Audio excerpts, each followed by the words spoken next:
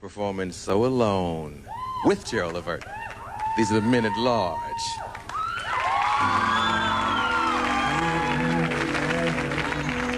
Just the other day, taking life for granted, passing time away. I was there for you, you were there for me. Take your time, take your time. We would be together for eternity, together forever. We were so wrong, so wrong. Now I just can't believe that you're gone. I'm so alone, all alone. You never miss a good friend till they're gone, gone. Come on, yeah. Life goes on, and it's not the same, 'cause I can't help sometimes calling out your name, but then I realize that you won't come around. Oh, what I wouldn't give to see your smile. Oh yes, we've had our ups and downs. Oh, what I wouldn't give to have you cussing me out. Listen, I know it sounds right now, but what can I say? My life just ain't the same since you went away, and I'm so alone, alone. I miss you. Everybody rock from side to side with us. You never miss a good friend. Said I never. I'm so alone. Did you have to go away? I really miss you. Come on, you know what? Tell 'em I'm so alone. I'm so alone. I miss you so much. I know you're in a better place, so yes, can my friends help me say?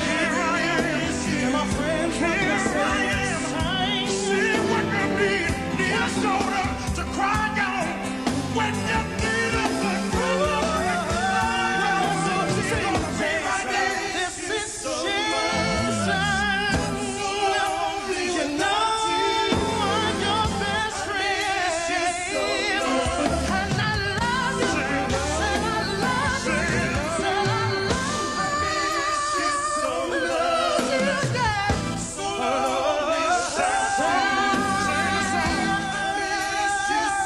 Come on, say, is it what I say for me, yeah, 'cause I'm so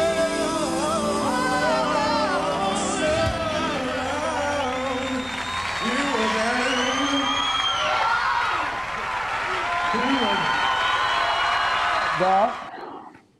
Everything positive. I don't have nothing negative to say, man. You know, it's I do. I just don't. It's all good.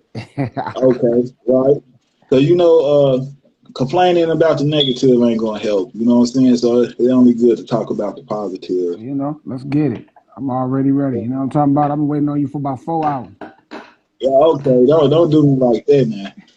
Don't do me like that. I've been But, so waiting you on you know, about 4 hours. okay. So for the everybody who don't know, and everybody you know who do know, go ahead, man, and let everybody know who you are, man. Yo, it's your boy Dave Tolliver, aka the Black Paparazzi from Men at Large.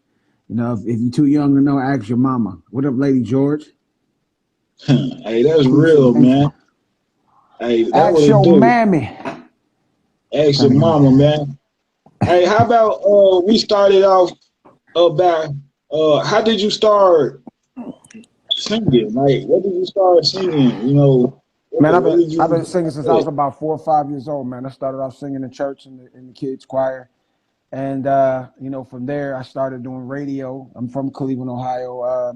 You know, and then we Mm. just it's I mean, you want the long or the short, you know what I mean? I don't know how much time we got, but I'm gonna give you the short. Hey, Uh we all the time you want to give us, man. It's an honor and privilege. Honestly. I'm gonna give you a short version, my nigga. Okay. That would it do. Long story short, throughout my career, I started off in radio. I worked retail, distribution, all kinds of stuff like that. But what up, nephew? Michael Champion in the building. But you know, my partner and I, Jason, we used to sing everywhere, man. One day, the radio station I worked for, a guy that worked there, he was doing a concert because he was a singer too, and everybody, he was friends with GeraldLavert, so we had an after party at his house. GeraldLavert came to the house. Everybody was like, sing, sing, sing, sing, sing. So we sang. He was like, yo, I'm going to hook y'all up. We ain't sing again for another 3 years. And then it came into fruition then. You know, but it took a few years for us to come out. But GeraldLavert discovered us, though. Yeah. Okay, that's history. So, so what was the first song that y'all came out with? Use Me. First song called Use Me came out in May of 1992, man. Long time. You wasn't even born yet, were you? Definitely wasn't. You young as a mug. Definitely.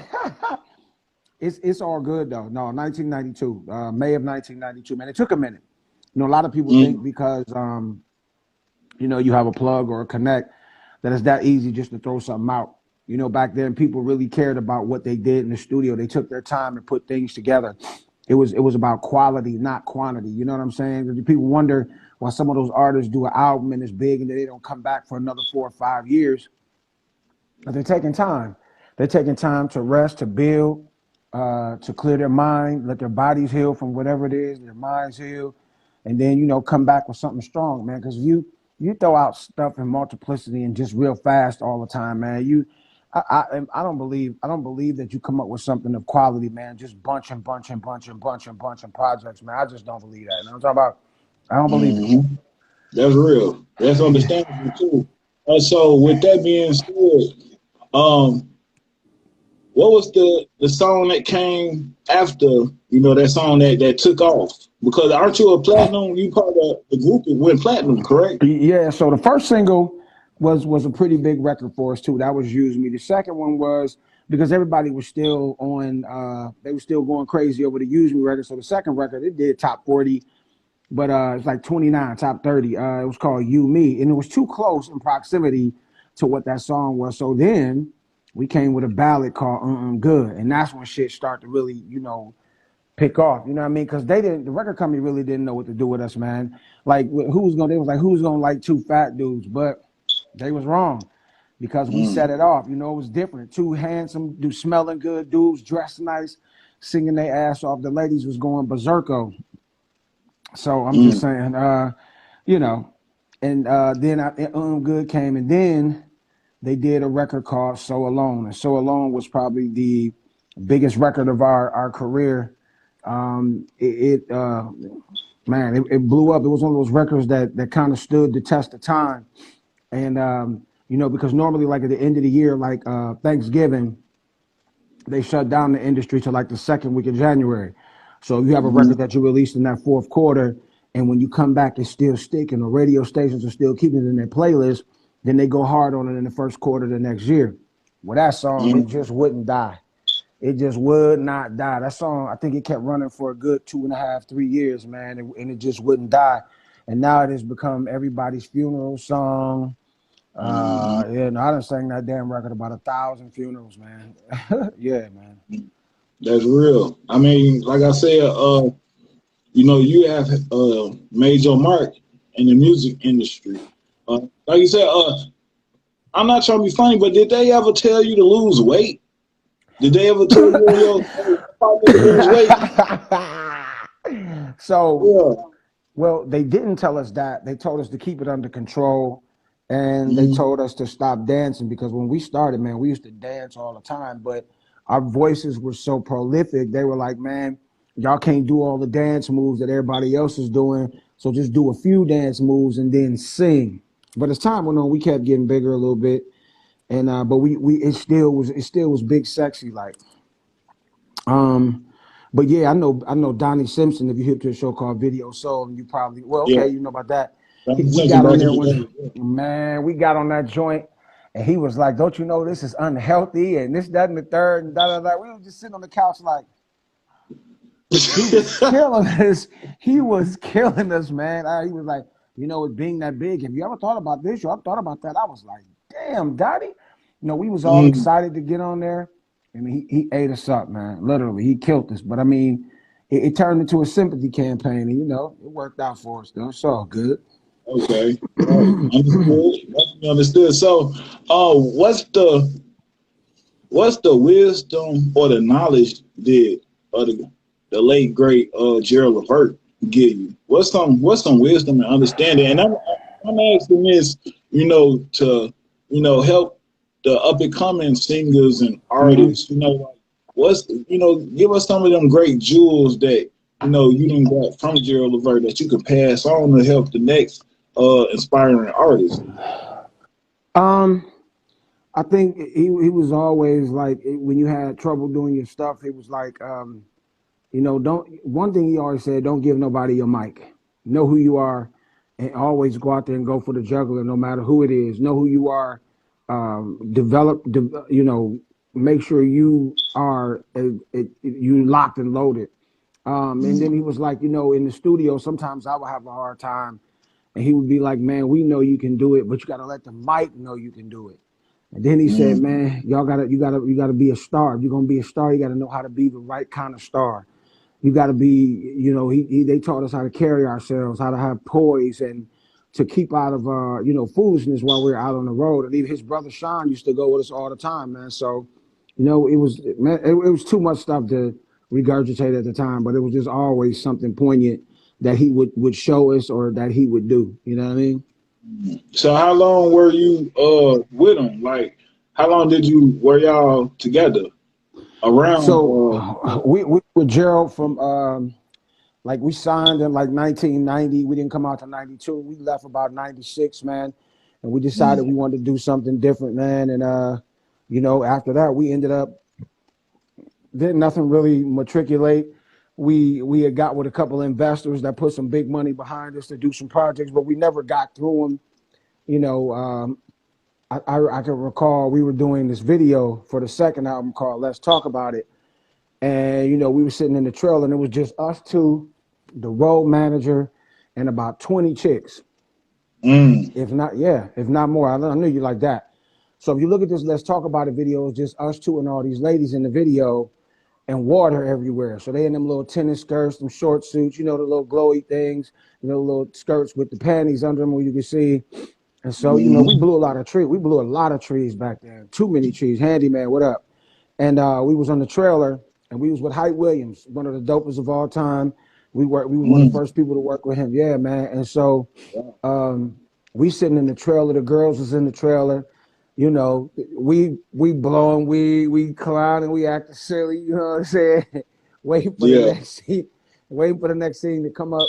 The lights, the lights is, it's right. The mood is like, it's like we can pick and choose what we want to do. You know what I'm saying? Real talk. And they was ready.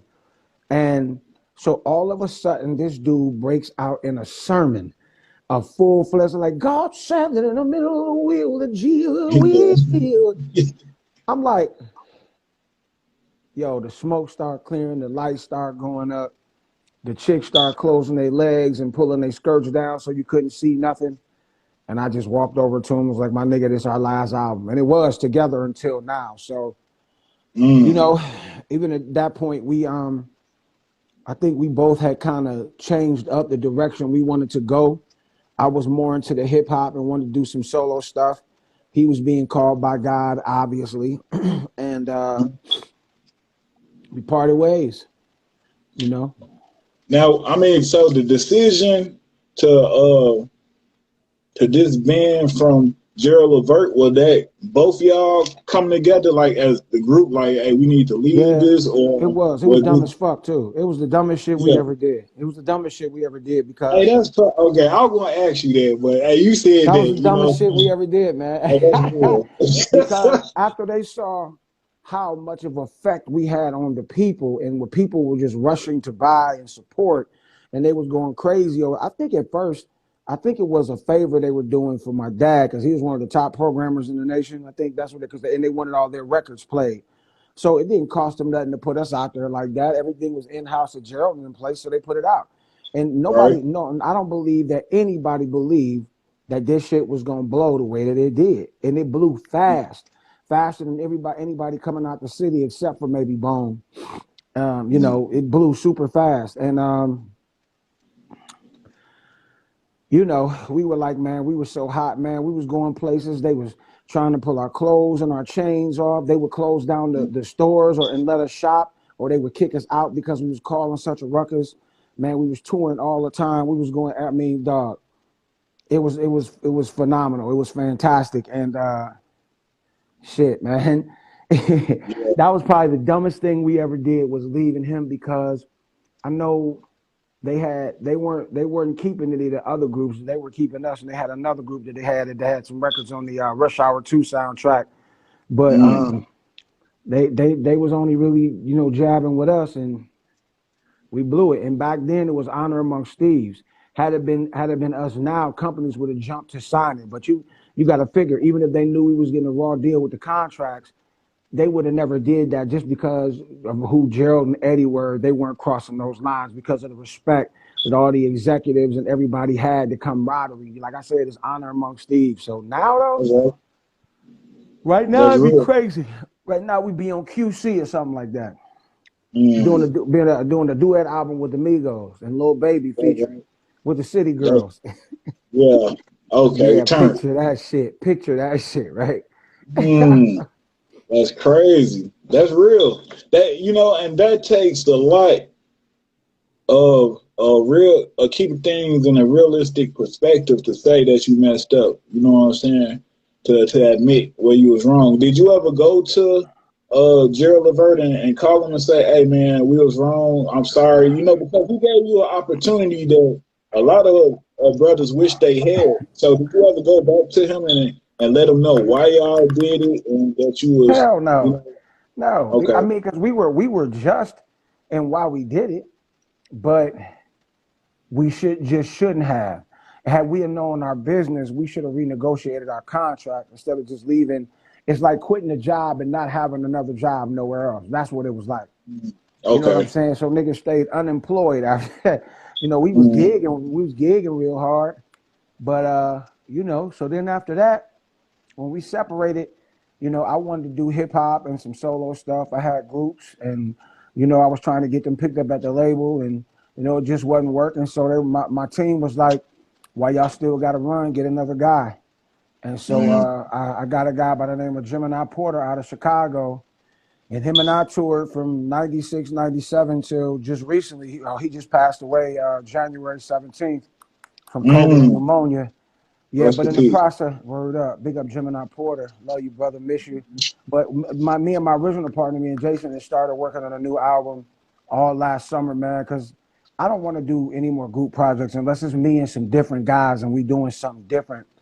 Right now, I've been seeing so many people pass away, dog. I just want to make sure my solo seeds are planted, so I'll have full benefit of all of this stuff. It's like an insurance policy, but it's what I want to do, man. I want to do me, you know what I'm saying, with a new team where I'm controlling everything. I don't have to think about what somebody else thinks about doing it this way or doing it that way. You don't want to do this song tonight, or you can't pull this part out. It's all on me. So it's either sink or swim, you know what I mean?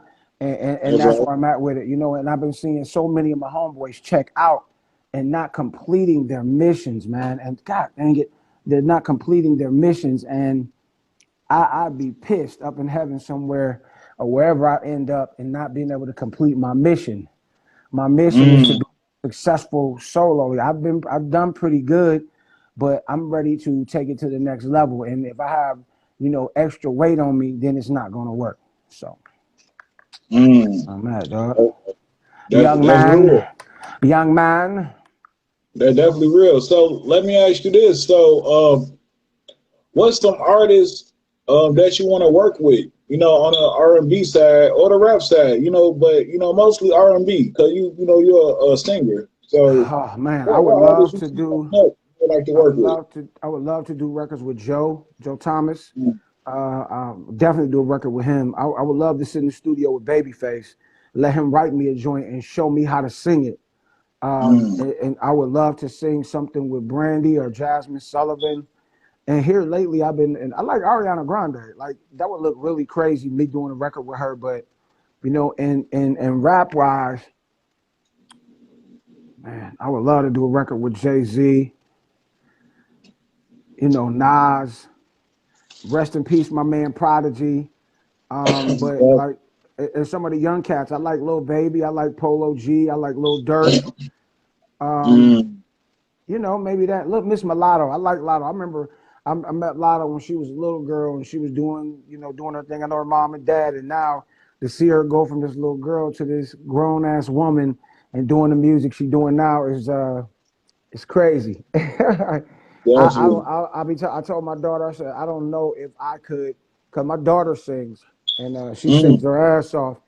And I don't know if me changing her pamper, I could watch her talk about her pussy on records. I don't know if I Mm-hmm. could have her talk about her drop that ass. All right. I don't know, and I know her. I haven't had a chance to talk to Mulatto's dad just to see what he thinks about it. But I mean, shit, if he getting paid off it, he probably don't even make a difference. Um, Mm. I don't know, man. They have to Right. grow up. If you have a daughter, let me just tell you this: you have to come to grips with the fact that she is going to be a woman one day. She is going to be a frisky, feisty, hormonal teenager woman, and she is going to do things. It's making me want to vomit just talking about it. She's going to do things and let men do things to her that you've done to other women. So Mm. I'm just saying you have to be mentally prepared. My prayers is that she does it at her own discretion always. You do it because you wanted to, not because you thought it was gonna make the nigga stay or that because the nigga told you he loved you or some shit like that. But because you wanted to do it and you walk away from it if you don't want to be there no more. You know, you That's do it right. on your terms. You do it on your terms. You be the dictator, the orchestrator of what you want for your mind, body, and soul, man. Mm. Oh man, I hate talking about that, That's but deep. yeah, yeah, That's deep and that's real, and that just all goes back to principles being embedded and instilled, you know, in our women as well as young men too. You know what I'm saying? You word know, up. it's about what you instill in your kids. Yeah, You know, man. yeah, definitely. So you definitely said a mouthful. Honestly, you just said a mouthful, and I hope everybody take heed to what you said because that definitely Word up. real.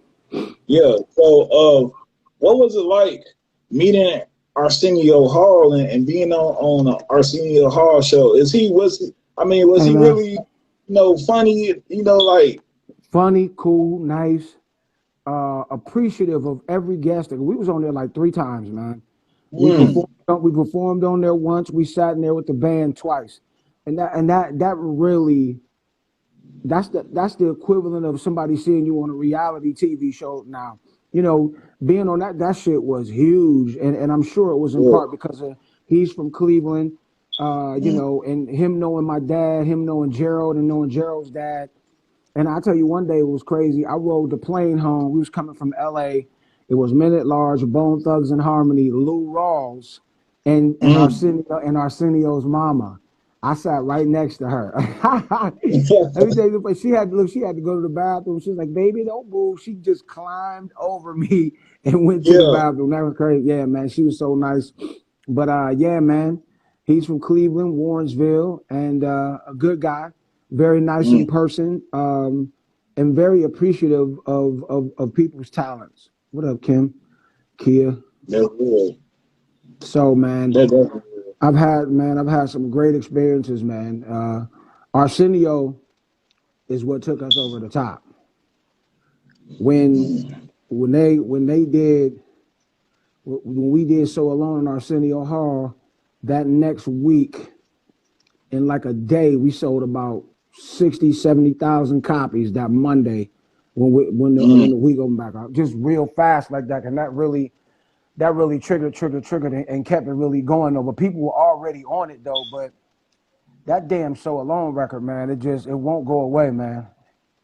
It won't go away. Like when we do shows, like I kind of watch the crowd to see who knows the records and they know all the words to the songs. But when that damn record come on, I hate that record.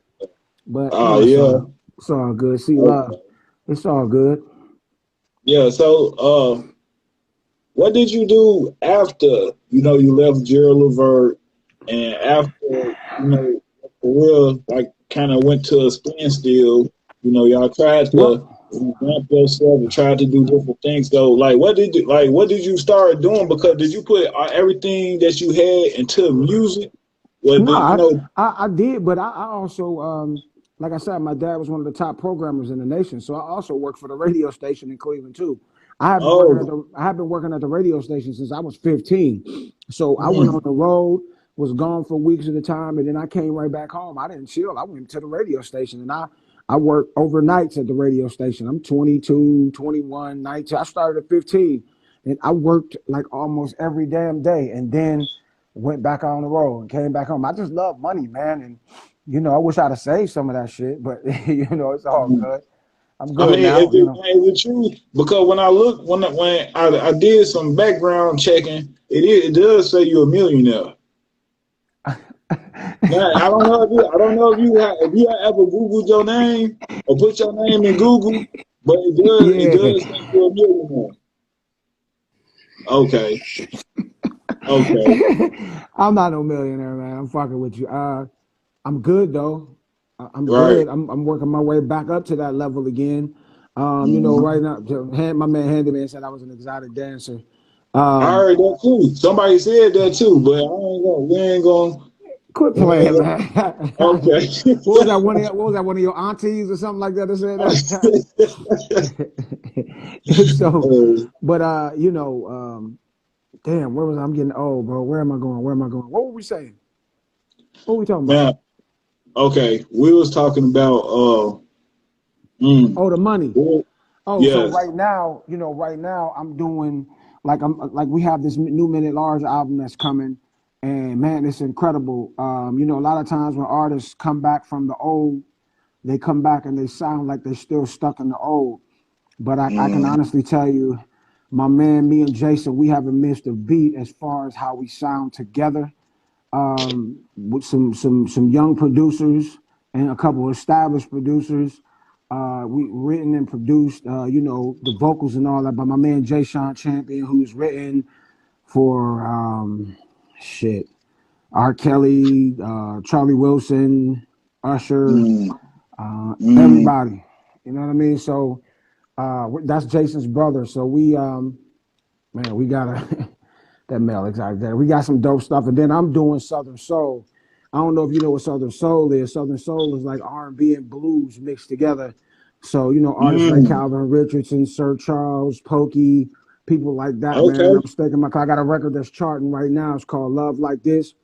It was written and produced by myself. Cash and Trev did the track, and I basically put the whole thing together.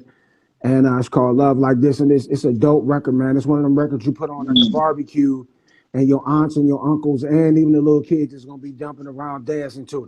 Yeah, man, it go hard. Y'all go buy that. Yeah, definitely go buy that. Everybody support this brother because he's doing some major things. You know what I'm saying? And listening to your music still to this day is like a fresh breath of air. You feel me? Like real talk, man. So I definitely salute you. What you have done and what you are doing. This is FlaccoSantanatv, man. And we are, we do things exclusive. This is an exclusive platform. So with that being said, man, can we go ahead and bless the people with some type of vocal, some type of singing? Can you serenade the platform is, man? You know what I'm saying? Let us hear something from you, man. You know what I'm saying? Didn't we meet in Clubhouse? Oh, yeah, definitely. Yeah, okay. All right, let me see. What am I going to sing? Okay. Baby, it's time. Well, we did this. It's out too. Baby, I'm ready by GeraldLavert. Baby, it's time for me to give you all the love you need. Yeah. Now, baby, I know that you deserve the best. And I can't keep treating you like I treated the rest. You'll sing a song, baby. I'm ready to give you all of my love. This is yours, baby. Girl, I'm tired of playing games. So many loves I can't even name. Baby, I'm ready. Yeah, yeah, yeah, yeah. Oh, something like that. It's funny me singing to a man's face right here. That's what's just funny. Like it's like I'm singing to you. But yeah, man. Baby, Right. I'm You sing for the crowd, ready. All of baby. my life. This is yours, baby. Girl, I'm tired of playing games. So many loves I can't even name. Baby, baby. Woo-hoo. Yeah. That's it, man. There you go. I'm warm. I'm That what warm. it do, man. Get Hey, them moist. I appreciate you coming on a platform. You know, hey, so is there anything you wanna, tell the people? Hey, yeah, Uh, I'm looking at these comments. I'm looking at the That's comments. The that's comments are my going little brother crazy. here asked. Don't do that because people take it. What's up, my man Dwayne Pugh? So okay, so all the people that are watching, man, if you in Clubhouse Tuesday nights, I do a singers night. Come through last season. Well, it just ended last week before last. I gave away a record deal with so companies just donated all kinds of stuff. Record deal with marketing, promotions in the video, styling with clothes, hair and makeup, apparel, all kinds of stuff. Blog posts, radio placement, everything. We're doing the same thing again starting this Tuesday. The auditions start this Tuesday at 9 o'clock in Clubhouse. Go get that new single, Dave Tolliver, Love Like This. And anything you see by Dave Tolliver, go get it. Make sure you follow me here on Twitter at Dave Minute Large. Facebook is Dave Tolliver. Shit, man, I'm out of breath now. Feel me? Hey man, it's definitely been a pleasure, and I definitely appreciate you coming on the platform, bro. If All you right, have nephew. anything that you want to come to the platform and bring, as far as videos, music wise, or just some type of wisdom or inspiration or understanding you want to come to the platform and bring, bro, we definitely welcome it. You know what I'm saying? At the end of the I day. appreciate you, young man, and I love the words you said to me, man. It kind of inspired me when you called me the other day and was just, just giving me the gift you was giving me, and I appreciate that. And you should spread that to all your homies, man. And I was just in the panel where people were talking about the state of music, and I think a lot of these young cats need to look back. If you in hip hop, look back at the old hip hop artists, and they sound corny to you, but what y'all doing sounds corny to us. Not you, but them.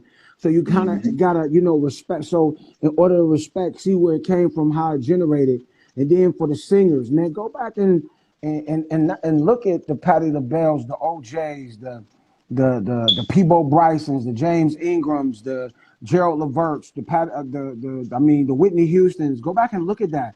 Study the old school and see why they're still playing their records 30 years, 40 years, 50 years later, and why you only hear certain stuff after a year, and then you might hear it every now and then. It's a difference. Study that, because study greatness, you become great. You study BS, you BS. Know what I mean? Yeah, man. That's weird. Yeah. I Hard work appreciate beat that. talent when talent is scared of hard work, homie.